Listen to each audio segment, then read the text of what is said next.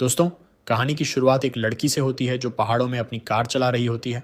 तभी अचानक भयानक लैंडस्लाइड शुरू हो जाता है और उसकी कार गहरी खाई में गिर जाती है। किस्मत से कार चट्टानों के बीच फंस जाती है, लेकिन लड़की बुरी तरह घायल हो जाती है। तभी एक रेस्क्यू हेलीकॉप्टर वहां पहुंचता है, जिसमें रे नाम का रेस्क्यू ऑफिसर मौजूद होता है। रे अपनी जान जोखिम में डालकर लड़की को बचा लेता है और एक बार फिर साबित कर देता है कि वह अपने काम में कितना माहिर है। दूसरी तरफ हमें डॉक्टर लॉरेंस दिखाए जाते हैं, जो एक सिस्मोलॉजिस्ट हैं। वे अपने छात्रों को भूकंप के बारे में पढ़ा रहे होते हैं। तभी उन्हें खबर मिलती है कि एक बड़े डैम के पास भूकंप आया है।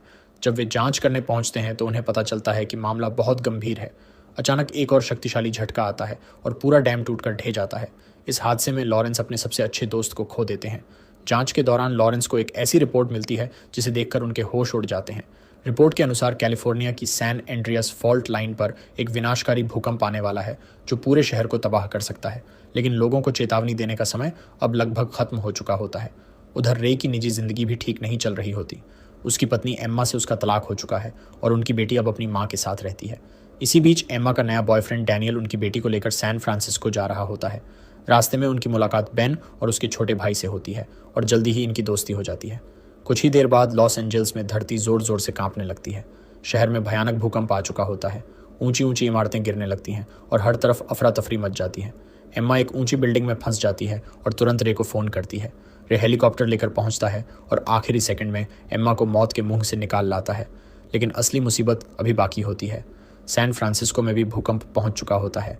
डैनियल और रे की बेटी की कार एक टूटती हुई पार्किंग में फंस जाती है। डैनियल अपनी जान बचाकर भाग जाता है और लड़की को वहीं छोड़ देता है। तभी बेन और उसका भाई वहां पहुंचते हैं और उसकी मदद करते हैं। अब तीनों मिलकर सुरक्षित जगह की तलाश में निकल पड़ते हैं। इधर रे और एम्मा को पता चलता है कि उनकी बेटी खतरे में है। दोनों तुरंत उसे बचाने के लिए सैन फ्रांसिस्को की तरफ निकल पड़ते हैं।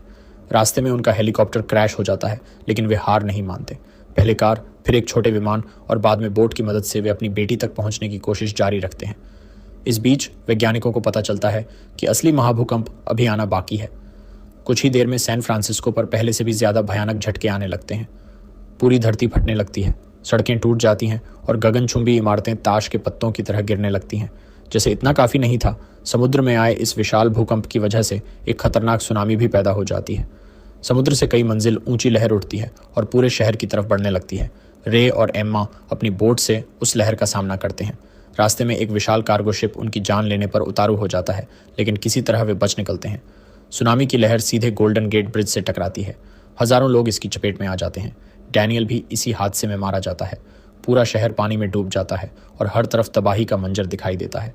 उधर रे की बेटी बेन और उसका भाई एक बिल्डिंग में फंस जाते हैं।